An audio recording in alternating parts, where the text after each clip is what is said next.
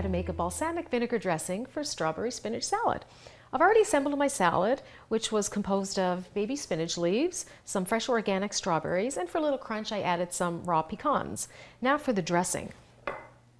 I'm going to add to my bowl about 3 tablespoons of extra virgin olive oil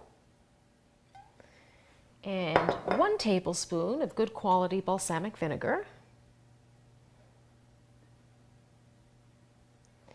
Then we're going to add about a teaspoon of Dijon mustard,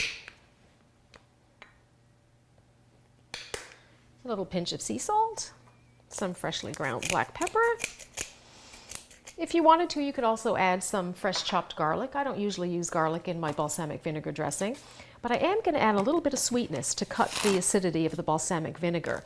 Here I'm using something called erythritol, which is a natural sweetener that looks and tastes like sugar, but it doesn't raise your blood sugar. It actually has a 0 glycemic index.